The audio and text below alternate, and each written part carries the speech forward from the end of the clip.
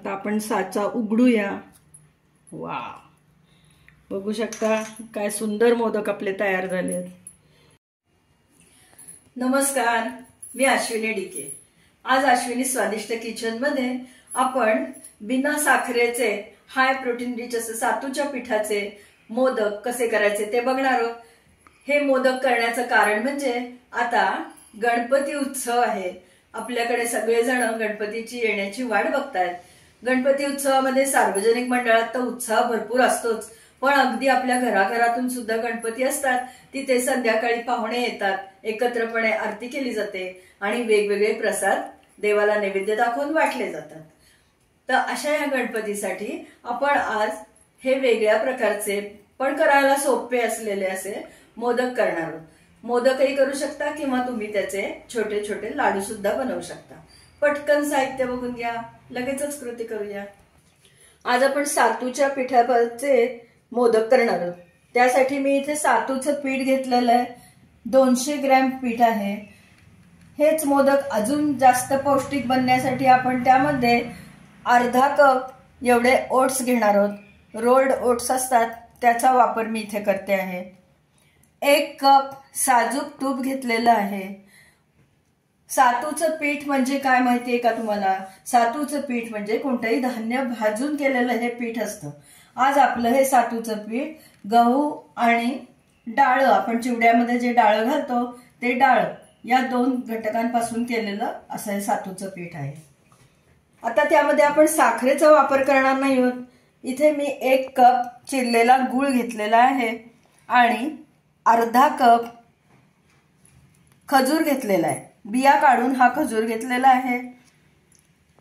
काजू 4 टेबलस्पून एवढे घेतले आहेत।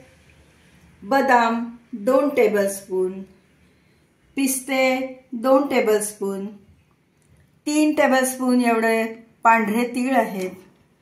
2 टेबलस्पून भोपळ्याच्या बिया, पंपकिन सीड्स, 2 टेबलस्पून एवढे मेलन सीड्स घेतलेले आहेत।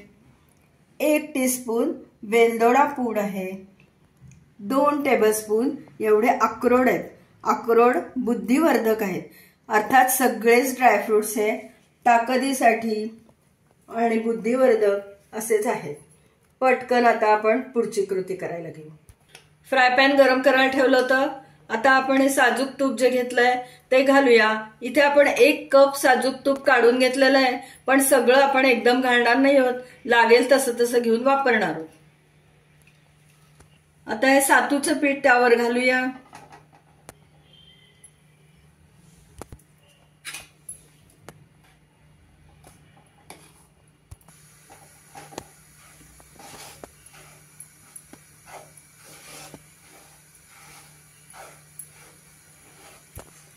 सातूचं पीठ खूप वेळ भाजायला लागत नाही। बेसन भाजायला आपल्याला खमंग होण्यासाठी खूप वेळ भाजायला लागतं। सातूचं पीठ मुळातच धान्य भाजून केलेलं असतं, त्यामुळे खूप वेळ नाही लागत भाजायला। बघू शकता रंग बदललाय, छान खमंग भाजलं गेलंय। आता एका डिश मध्ये आपण हे पीठ काढून घेऊया आणि बाकीचे जिन्नस तुपावर परतून घेऊया।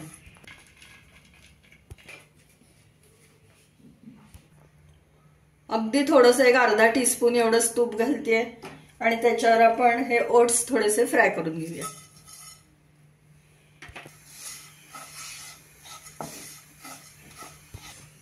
मध्यम गॅसवरती आपण अगदी 2 ते 3 मिनिटच हे भाजून घेतलेलं आहे। बाजूला काढून घेते डिश मध्ये।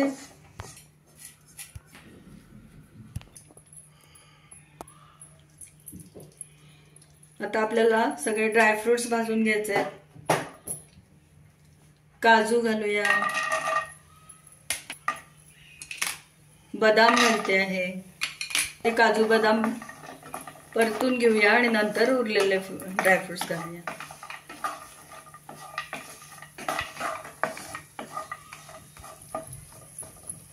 अक्रोड घालते आहे, पिस्ते घालूया, पंपकिन सीड्स, लाल भोपळ्याच्या बिया, मेलन सीड्स, ते पण तुपावरती त्याच्यात एकसारखं भाजून घेऊया।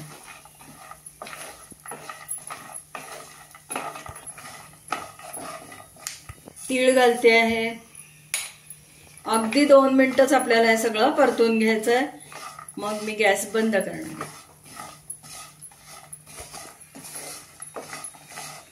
ड्रायफ्रुट्स डिश मध्ये काढून घेऊया. थोडस तूप घालते आणि आपण त्याच्यावरती खजूर भाजून घेऊया.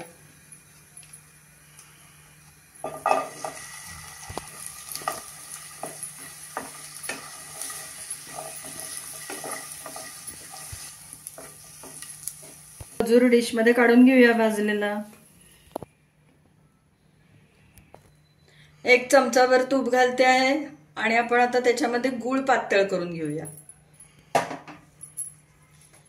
1 कप गूळ घेतलेला आहे.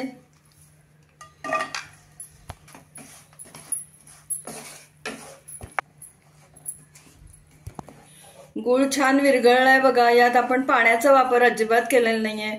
तुपावर गूळ घातला होता आणि गूळ विरघळवून घेतलाय. वेलदोड्याची पूड घालते आहे.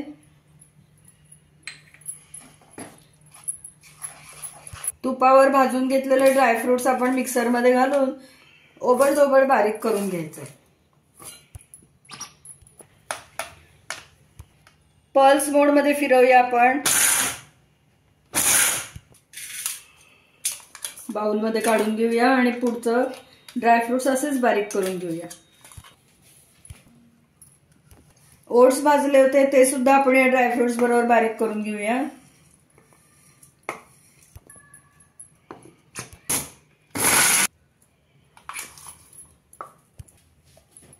खजूर बारीक करून घेऊया.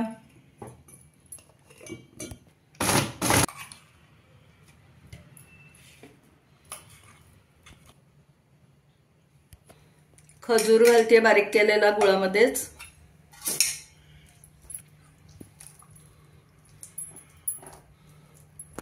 भाजून ठेवलेलं सातूचं पीठ घालूया त्याच्यात.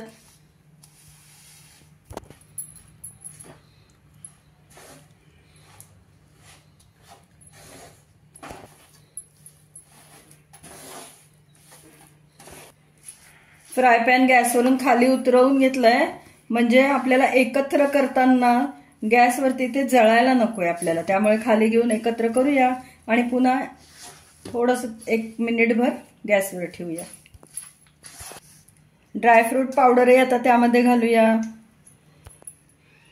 घरात मस्त घमघमाट सुटलाय गुळामुळे, खजुरामुळे. एकतर खमंग वास येतो आणि ड्रायफ्रुट्स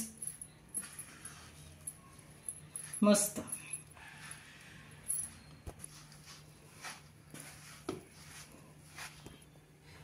गॅसवर 1 मिनिटभर ठेवूया आणि थोडंसं 1 अर्धा चमचा तूप मी त्यामध्ये घालते. तुम्ही बघू शकता आपण सुरुवातीला घेताना 1 कप साजूक तूप घेतलं होतं पण त्यामधलं एवढं तूप शिल्लक राहिलेलं आहे. आता आपण हे बाउलमध्ये काढून घेऊया. नीट मिक्स करायचं आहे आणि नंतर आपल्याला त्याचे मोदक करायचे. पाटीला थोडंसं तूप लावलंय. मिश्रण आपलं खूप गरम आहे त्यामुळे हाताने मळता येत नाहीये. त्यामुळे आपण वाटीने ते चांगलं एकसारखं करून घेऊया.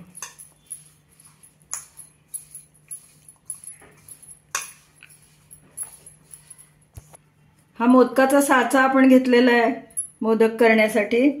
या प्रत्येक खड्ड्यामध्ये छान सगळ्या बाजूनी व्यवस्थित तूप लावून घ्यायचं म्हणजे नंतर तो मोदक चांगला सुटून येतो. घेतलंय. आता बंद करूया. इथे मी पिस्त्याचे पातळ पातळ काप करून घेतलेत. ऑप्शनल आहे. याऐवजी तुम्ही गुलाबाच्या पाकळ्या मिळतात त्या सुद्धा इथे लावू शकता. 1-1 पिस्त्याचा काप मी आतमध्ये ठेवणार आहे आणि नंतर आपलं हे मिश्रण त्यामध्ये घालणार आहे.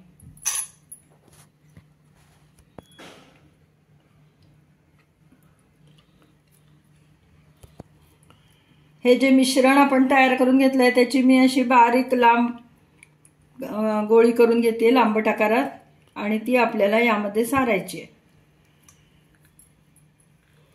बोटाने चांगलं दाबून घ्यायचं.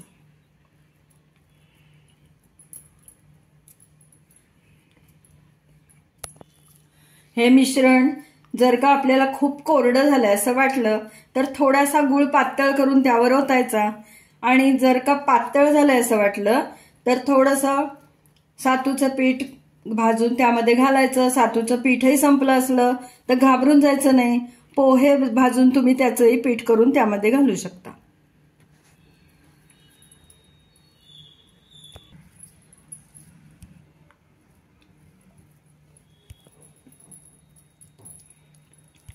आता आपण साचा उघडूया.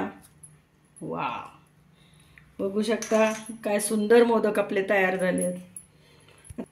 खालच्या बाजूचा जो सपाट भाग असतो तिथे थोडासा अंगठा टेकवायचा की आपोआप छान मोदक निघून येतो.